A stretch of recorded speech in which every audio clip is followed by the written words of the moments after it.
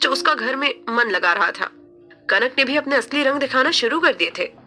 दोपहर के टाइम जब शिवाय को किचन में एक भी सर्वेंट नहीं दिखा, तो उसने पास खड़ी आरोही से पूछा, ये घर के सारे नौकर कहाँ चले गए आरोही?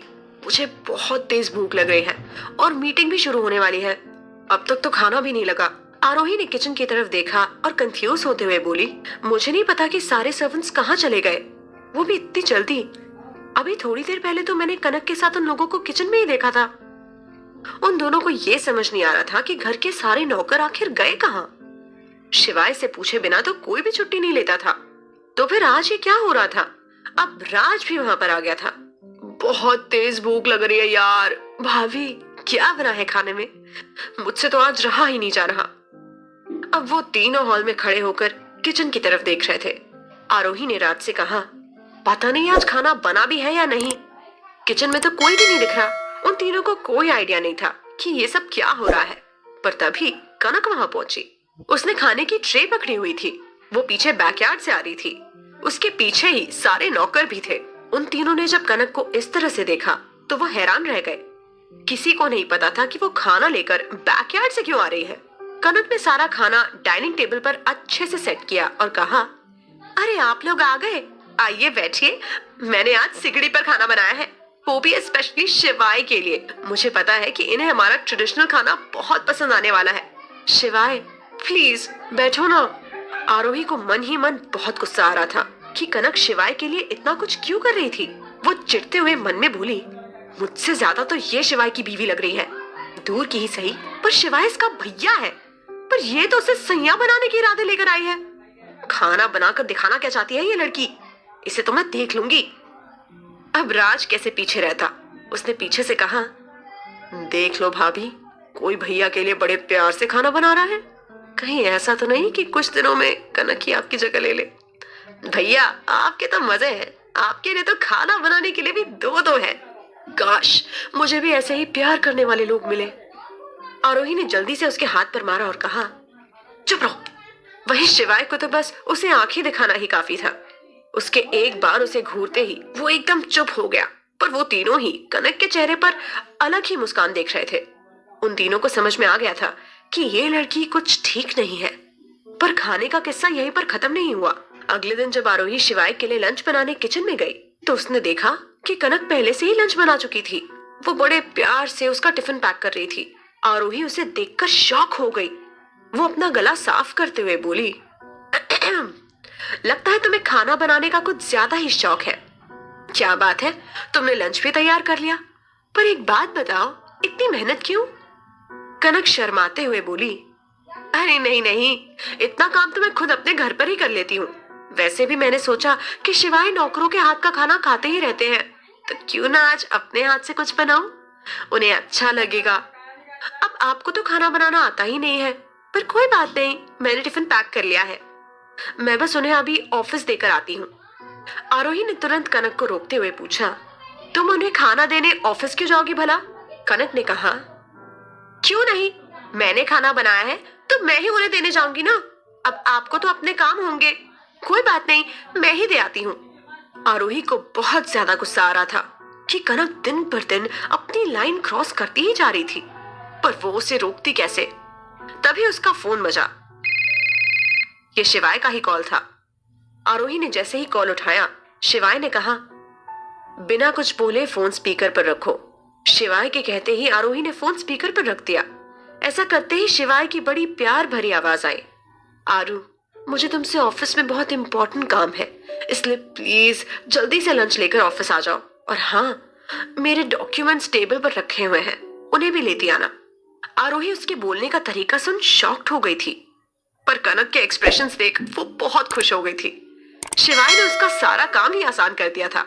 कनक वहां ऐसे खड़ी थी जैसे उसे सांप सूंघ गया हो। उसने तो उम्मीद लगा रखी थी कि वो शिवाय को ऑफिस में खाना देने जाएगी और उसके करीब आने की कोशिश करेगी, पर यहाँ तो उसका पूरा प्लान ही चौपट हो गया था। आरोही ने भी बड़े प्यार से जवाब दिया, हाँ बेबी, क्यों नहीं, मैं अभी आपके लिए लंच ले आती हूँ। इतना बोलकर आरोही ने कॉल कट किया और फिर मुस्कुराते हुए कनक से बोली, तो तुमने सुन लिया होगा ना कि लंच किसे लेकर जाना है। And thank you so much कि तुमने लंच पहले ही रेडी कर दिया। मैं बनाना शुरू करती तो देर हो जाती और मुझे शिवाय के साथ स्पेंड करने को कम टाइम मिलता। Thank you again. आज तो मुझे मेहनत करने की जरूरत ही नहीं पड़ी। तुम ना रोज ऐसे ही लंच बना दिया करो। ये बोलकर वो हंसते हुए वहां से चली गई। कनक का चेहरा गुस्से से लाल पीला हो गया था। उसका मन तो कर रहा था कि इसी वक्त वो आरोही का गला घोट दे, पर उसकी सारी मेहनत बेकार हो गई थी। वो गुस्से में तिलमिलाते हुए अपने रूम में आ गई। दरवाजा बंद करते ही उसने अपने पापा को फोन मिलाया। हेलो पापा, आरोही तो मेरे किसी भी प्लान को एग्जीक्यूट ही नहीं होने दे रही। जब तक ये यहाँ रहेगी तब तक मैं शिवाय के करीब नहीं आ पाऊंगी। हमें इसका कुछ करना होगा। इसके रहते शिवाय तो मुझ पर ध्यान भी नहीं देते हैं। इस पर उसके पापा ने कहा, कोई बात नहीं बेटा, तुम अपना कुछ दिमाग लगाओ। अच्छा, मेरे पास ना एक प्लान है, तुम उसे ट्राई करके देखो। हो सकता है कुछ हो जाए, पर तुम्हें कैसे भी करके शिवाय के करीब आना है बेटा।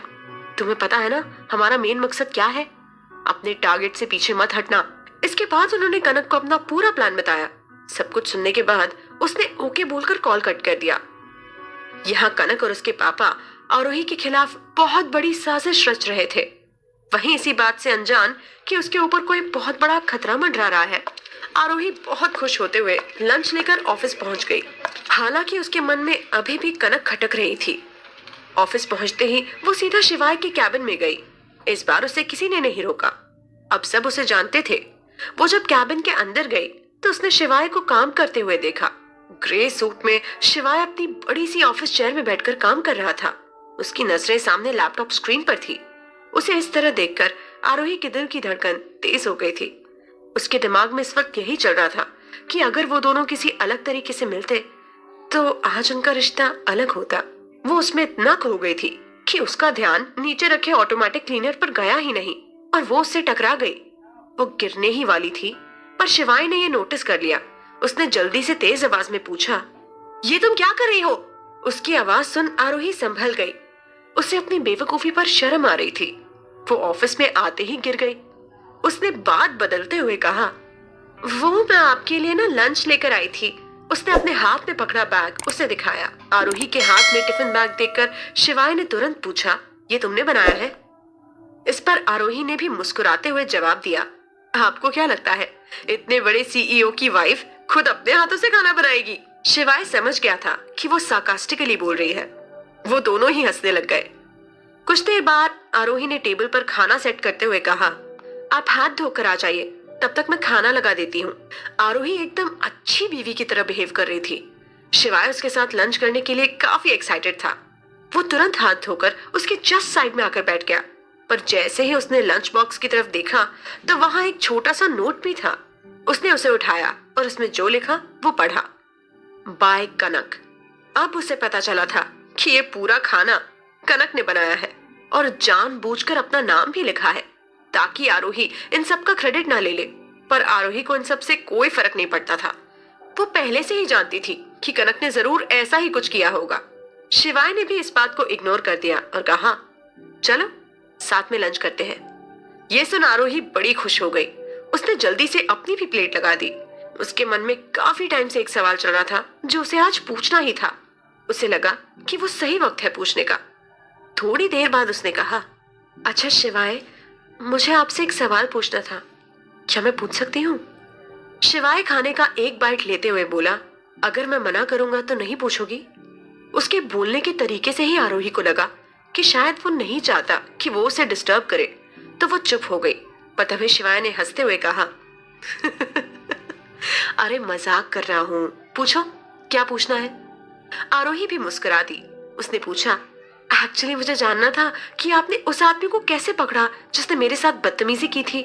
मुझे तो लगा था कि वो भाग गए, पर आपने उस आदमी को पकड़ा कैसे? शिवाय ने बड़े आराम से जवाब दिया, उस रात तो मेरी कार में बैठते ही बेहोश हो गई थी। उस वक्त मेरे कार के पीछे एक और कार थी जिसमें मेरे बॉडीगार्ड्स थे। अब बॉडीगार्ड्स मेरे पीछे क्यों आ रहे थे ये एक बहुत लंबी कहानी है, तो फिर कभी बताऊंगा। पर जैसे ही मैंने तुम्हें अंदर खींचा, मेरे बॉडीगार्ड्स अलर्ट हो गए। उन्होंने ही उस रात उन गुंडों से निपटारा किया था। मैंने तो उन लोगों को हाथ भी नहीं लगाया। सेफ्टी के लिए उन्होंने उनके एक मेंबर को पकड़ लिया था और फिर उसे अपने पास ही बिठाए रखा। तब तक जब तक उसने ये नहीं बता दिया कि ये सब किसका आइडिया था। मुझे पता था कि ये कहीं ना कहीं आगे जाकर मेरे बहुत काम आएगा, तो इसलिए मैंने उस आदमी को कभी छोड़ा ही नहीं। और शादी वाले दिन तो तुम्हें पता ही है कि क्या हुआ था। आरोही शिवाय का एक्सप्लेनेशन सुनकर हैरान थी। ये सुनकर उसे थोड़ा अजीब लग रहा था कि शिवाय को पहले से ही पता था कि वो दोनों फिर से मिलने वाले हैं। पर जो भी हो, उसने उस आदमी को पकड़कर बहुत अच्छा काम किया था। उस आदमी की वजह से ही तो साक्षी का असली चेहरा सबके सामने आ पाया। वो दोनों एक दूसरे के साथ क्वालिटी टाइम स्पेंड कर रहे थे, पर कोई था जो ये बर्दाश्त नहीं कर पा रहा था। आखिर क्या करने वाली है कनक? उसके पापा ने उसे क्या प्लान बताया था?